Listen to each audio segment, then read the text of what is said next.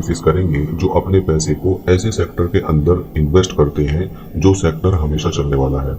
दूसरी बात, अगर आप इस फंड के अंदर 50,000 रुपए या 1 लाख रुपए एक साथ इन्वेस्ट करते हैं तो ये फंड आपको 1 लाख रुपए का 20 लाख रुपए तक प्रोवाइड करा सकता है। मैं आपको प्रूफ के साथ में दिखाऊंगा, यानी इसके प्रीवियस रिटर्न्स के अकॉर्डिंग हम कैलकुलेट करेंगे कि आगे आने वाले समय में भी।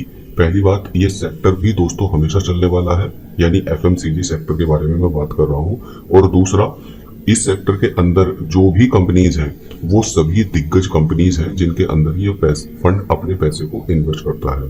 तो हम इस फंड के अंदर 1 लाख रुपए लगाकर कैसे 15 लाख का या 20 लाख का फंड इकट्ठा कर सकते हैं, कितना समय लगेगा और कैसे हम अपने पैसे को इन्वेस्ट कर सकते हैं, सारी बातों के बारे में इस वीडियो में डिस्कस करेंगे। वीडियो के आखिर में दोस्तों मैं आपको किसी भी म्यूचुअल फंड के अंदर किस तरह से इन्वेस्ट किया जाता है या उसका अकाउंट कैसे ओपन किया जाता है और बिना एक भी रुपया एजेंट कमीशन के या बिना 1% एजेंट कमीशन को दिए आप डायरेक्ट किसी भी म्यूचुअल फंड के अंदर कैसे इन्वेस्ट कर सकते हैं, इसके बारे में भी हम डिस्कस करेंगे। तो चलिए शुरू करते हैं, समझते हैं सारी जानकारी को। दोस्तों मैं बात कर रहा हूँ आईसीआईसीआई के एक फंड के बारे में जिसका नाम है ICICI prudential FMCG direct fund.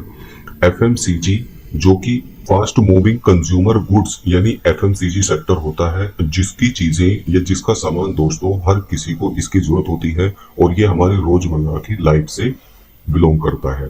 इस फंड के अगर मैं रिटर्न की बात करूं तो पिछले 6 मंथ की बात करूं तो इस फंड ने दोस्तों 11.58% का रिटर्न दिया है। पिछले 1 साल में इस फंड ने 24% का रिटर्न दिया है। 3 साल का इसका रिटर्न 8.30% है। 5 साल का इसका रिटर्न 11.55% है और जब से ये स्कीम शुरू हुई है तब से लेकर आज तक दोस्तों इसने 13.37% का रिटर्न प्रोवाइड कराया है। दोस्तों एफएमसीजी के बड़े सेक्टर में किन कंपनीज के अंदर ये फंड अपने पैसे को इन्वेस्ट करता है, जैसे ITC, Hindustan Unilever, Britannia, United spirit, Nestle India, United breweries, Dabur India, दिग्गज कंपनीज के अंदर ये अपने पैसे को इन्वेस्ट करते हैं। अब मैं आपको लेकर चलता हूं दोस्तों सीधा कैलकुलेटर के ऊपर और यहाँ हम देखेंगे कि मान लीजिए आप इस फंड के अंदर अगर सिर्फ 1500 रुपए हर महीने इन्वेस्ट करते हैं तो ये फंड आपको कितना रिटर्न प्रोवाइड करा सकता है। जैसा हमने अभी देखा है दोस्तों, इसके प्रीवियस रिटर्न के अकॉर्डिंग 13.37% का ये हमें रिटर्न प्रोवाइड करा रहा है जब से ये फंड शुरू हुआ है।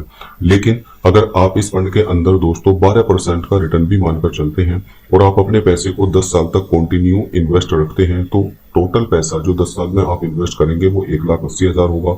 लेकिन जो पैसा आपको बढ़कर मिलेगा वो 1,68,000 रुपए बढ़कर मिलेगा और फाइनल अमाउंट जो आपने इन्वेस्ट किया और जो पैसा आपका बढ़ा 3,48,000 रुपए के आसपास होगा। वहीं दोस्तों अगर आप इस टाइम पीरियड को बढ़ाकर 15 साल कर देते हैं तो 15 साल में 1500 रुपए हर महीने इन्वेस्ट करने से और 12% का अगर ये रिटर्न मेंटेन करता है तो 2,70,000 रुपए का आपका टोटल इन्वेस्टमेंट होगा। लेकिन जो आपको एस्टिमेटेड रिटर्न्स मिलेंगे वो 4,86,000 रुपए के आसपास होंगे और फाइनल अमाउंट आपको 7,56,000 रुपए के आसपास मिलेगा। अब इस टाइम पीरियड को आप जैसे जैसे बढ़ाते जाएंगे दोस्तों वैसे वैसे ही इस फंड के अंदर आपको कंपाउंड इफेक्ट का असर दिखाई देगा और आपके पैसे में बहुत तेजी से ग्रोथ होगी। जैसे अगर हम 20 साल के पीरियड में इस फंड को चेक करें तो 3,60,000 रुपए का आपका टोटल इन्वेस्टमेंट होगा 1,500 रुपए हर महीने इन्वेस्टमेंट करने से और 11,38,000 रुपए का आपको फंड मिलेगा बढ़कर फाइनल अमाउंट आपको 14,98,000 रुपए के आसपास मिलेगा, यानी 15 लाख रुपए के आसपास होगा। वहीं आप इस फंड के अंदर मिनिमम 5,000 रुपीज एक साथ इन्वेस्ट कर सकते हैं और मैक्सिमम 50,000, 1 लाख या उससे ज्यादा का भी अमाउंट आप इस फंड के अंदर इन्वेस्ट कर सकते हैं। अब चेक करते हैं दोस्तों, मान लीजिए आप इस फंड के अंदर इन्वेस्ट करते हैं 1 लाख रुपए और 12% के रिटर्न के अकॉर्डिंग अगर हम चेक करें अगले 5 साल में तो 5 साल के अंदर दोस्तों आपका 1 लाख रुपए बढ़कर 1,76,000 रुपए हो जाता है, यानी 5 साल में आपको 76,000 रुपए का रिटर्न प्राप्त होगा अगर ये फंड 12% का रिटर्न प्रोवाइड कराता है। वहीं अगर हम इस पीरियड को बढ़ाकर 10 साल कर देते हैं तो अब आपका 1 लाख रुपए जो आपने इन्वेस्ट किया था एक साथ वो 3,10,000 रुपए हो जाता है, यानी 2,10,000 रुपए का आपको एस्टिमेटेड रिटर्न मिलता है।